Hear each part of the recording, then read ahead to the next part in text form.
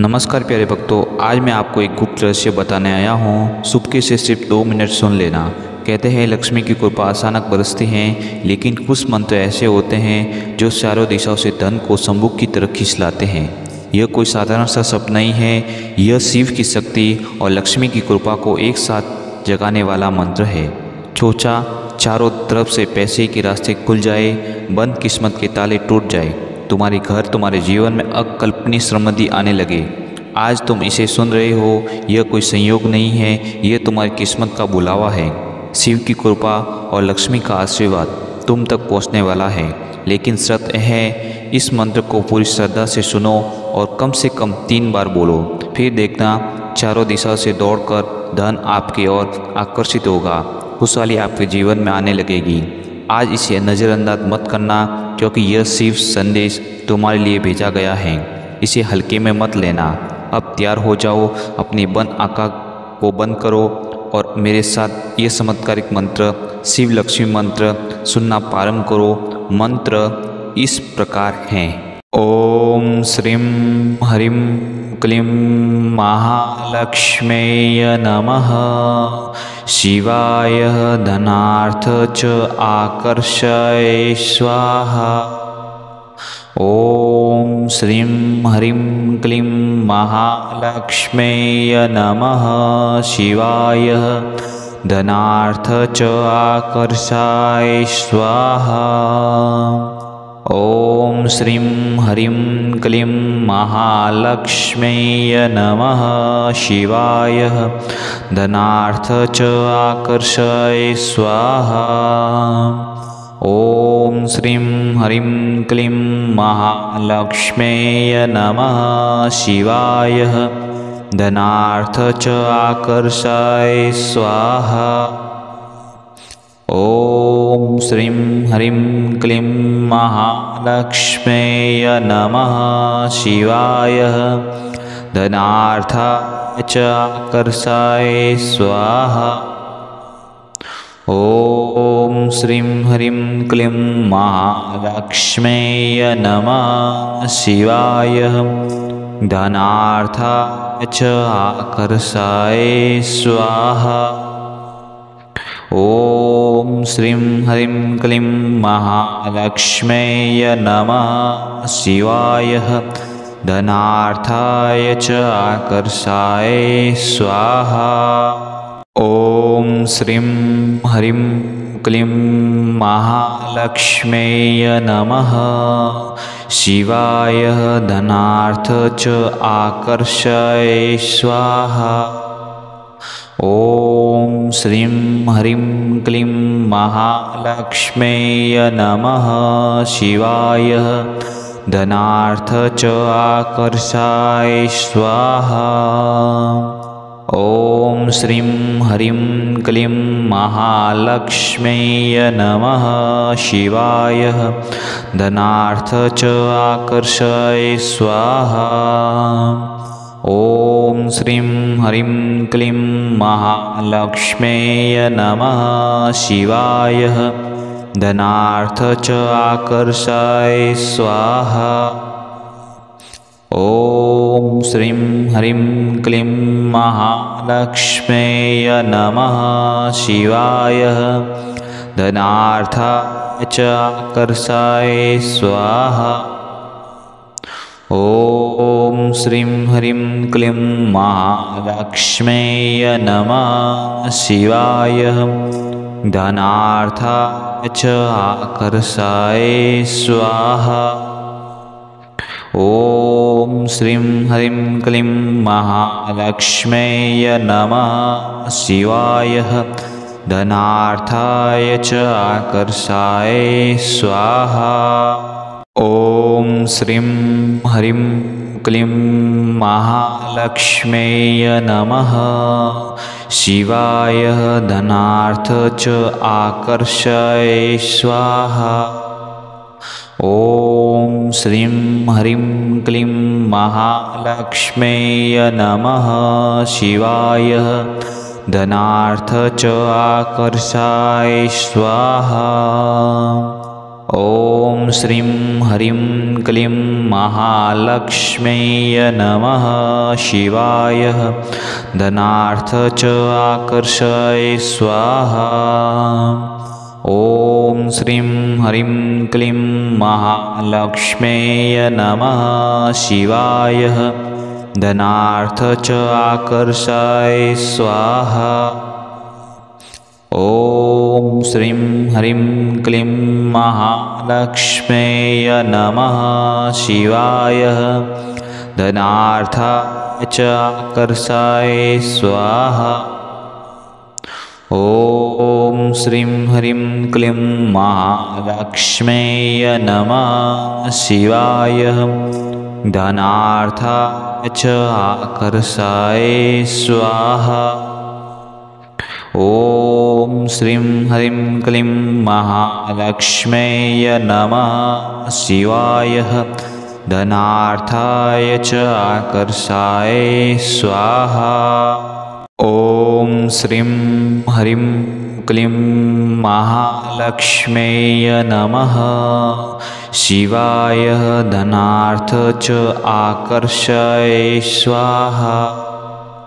ॐ श्रीं ह्रीं क्लीं महालक्ष्म्यै नमः शिवाय धनार्थ च आकर्षाय स्वाहा। ॐ श्रीं ह्रीं क्लीं महालक्ष्म्यै नमः शिवाय धनार्थ च आकर्षाय स्वाहा। ॐ श्रीं ह्रीं क्लीं महालक्ष्म्यै नमः शिवाय धनार्थ च आकर्षाय स्वाहा। ॐ श्रीं ह्रीं क्लीं महालक्ष्म्यै नमः शिवाय धनार्थाय च आकर्षाय स्वाहा। ॐ श्रीं ह्रीं क्लीं महालक्ष्म्यै नमः शिवाय धनार्थाय च आकर्षाय स्वाहा। ॐ श्रीं ह्रीं क्लीं महालक्ष्म्यै नमः शिवाय धनार्थाय च आकर्षाय स्वाहा। ॐ श्रीं ह्रीं क्लीं महालक्ष्म्यै नमः शिवाय धनार्थ च आकर्षाय स्वाहा।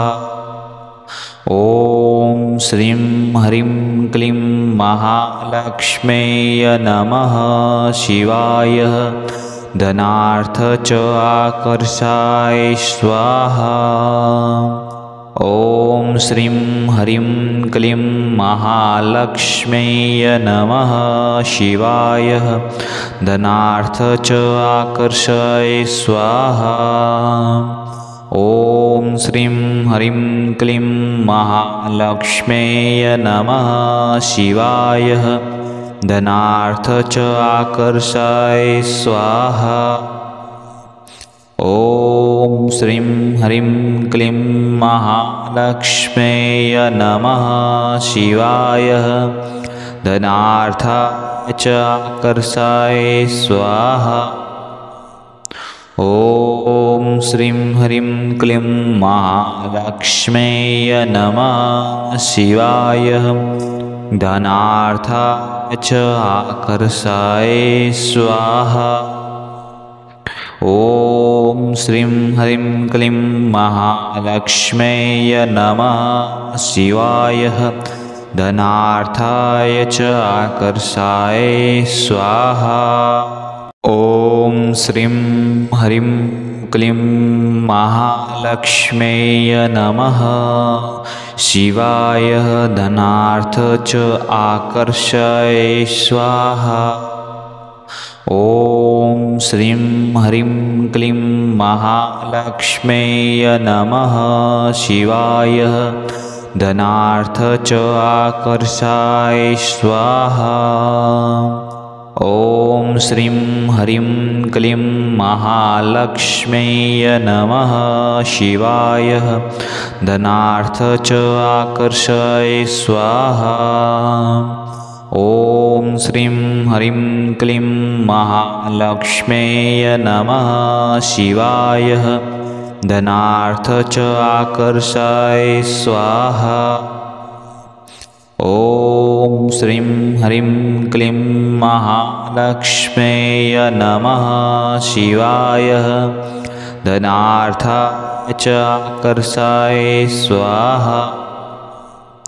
ॐ श्रीं ह्रीं क्लीं महालक्ष्म्यै नमः शिवाय धनार्थाय च आकर्षय स्वाहा। ॐ श्रीं ह्रीं क्लीं महालक्ष्म्यै नमः शिवाय धनार्थाय च आकर्षाय स्वाहा।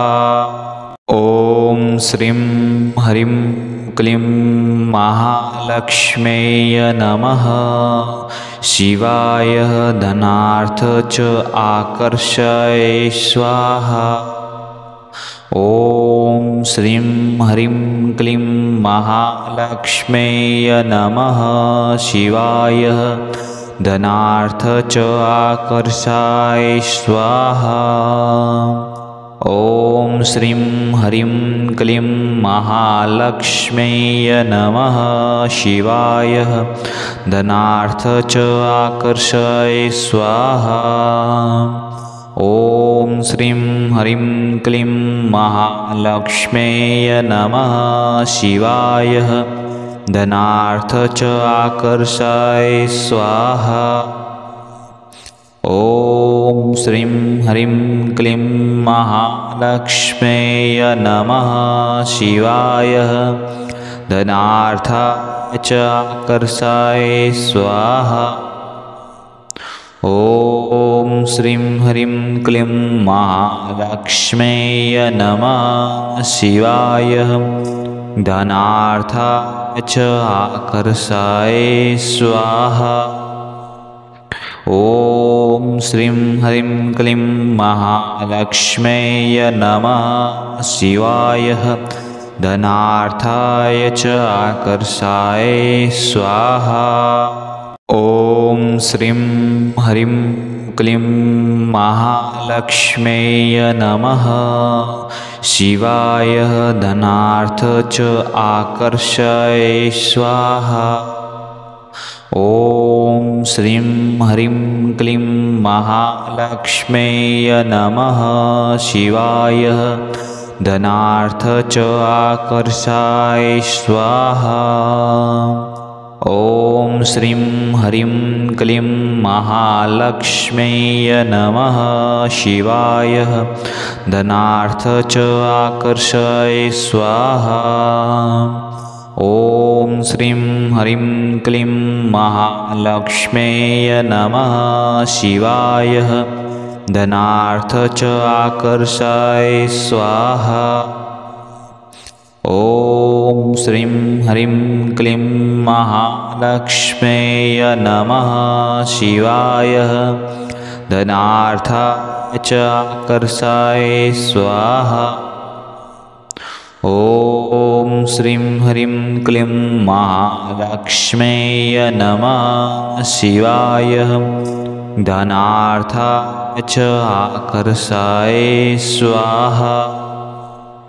ॐ श्रीं ह्रीं क्लीं महालक्ष्म्यै नमः शिवाय धनार्थाय च आकर्षाय स्वाहा। ॐ श्रीं ह्रीं क्लीं महालक्ष्म्यै नमः शिवाय धनार्थ च आकर्षय स्वाहा। ॐ श्रीं ह्रीं क्लीं महालक्ष्म्यै नमः शिवाय धनार्थ च आकर्षाय स्वाहा। ॐ श्रीं ह्रीं क्लीं महालक्ष्म्यै नमः शिवाय धनार्थ च आकर्षय स्वाहा। ॐ श्रीं ह्रीं क्लीं महालक्ष्म्यै नमः शिवाय धनार्थ च आकर्षय स्वाहा। ॐ श्रीं ह्रीं क्लीं महालक्ष्म्यै नमः शिवाय धनार्थाय च आकर्षय स्वाहा। ॐ श्रीं ह्रीं क्लीं महालक्ष्म्यै नमः शिवाय धनार्थाय च आकर्षय स्वाहा। ॐ श्रीं ह्रीं क्लीं महालक्ष्म्यै नमः शिवाय धनार्थाय च आकर्षाय स्वाहा। ॐ श्रीं ह्रीं क्लीं महालक्ष्म्यै नमः शिवाय धनार्थ च आकर्षय स्वाहा। ॐ श्रीं ह्रीं क्लीं महालक्ष्म्यै नमः शिवाय धनार्थ च आकर्षाय स्वाहा। ॐ श्रीं ह्रीं क्लीं महालक्ष्म्यै नमः शिवाय धनार्थ च आकर्षय स्वाहा। ॐ श्रीं ह्रीं क्लीं महालक्ष्म्यै नमः शिवाय धनार्थ च आकर्षय स्वाहा। ॐ श्रीं ह्रीं क्लीं महालक्ष्म्यै नमः शिवाय धनार्थाय च आकर्षय स्वाहा। ॐ श्रीं ह्रीं क्लीं महालक्ष्म्यै नमः शिवाय धनार्थाय च आकर्षय स्वाहा। ॐ श्रीं ह्रीं क्लीं महालक्ष्म्यै नमः शिवाय धनार्थाय च आकर्षाय स्वाहा। ॐ श्रीं ह्रीं क्लीं महालक्ष्म्यै नमः शिवाय धनार्थ च आकर्षय स्वाहा। ॐ श्रीं ह्रीं क्लीं महालक्ष्म्यै नमः शिवाय धनार्थ च आकर्षाय स्वाहा। ॐ श्रीं ह्रीं क्लीं महालक्ष्म्यै नमः शिवाय धनार्थ च आकर्षय स्वाहा। ॐ श्रीं ह्रीं क्लीं महालक्ष्म्यै नमः शिवाय धनार्थ च आकर्षय स्वाहा। ॐ श्रीं ह्रीं क्लीं महालक्ष्म्यै नमः शिवाय धनार्थाय च आकर्षय स्वाहा। ॐ श्रीं ह्रीं क्लीं महालक्ष्म्यै नमः शिवाय धनार्थाय च आकर्षय स्वाहा। ॐ श्रीं ह्रीं क्लीं महालक्ष्म्यै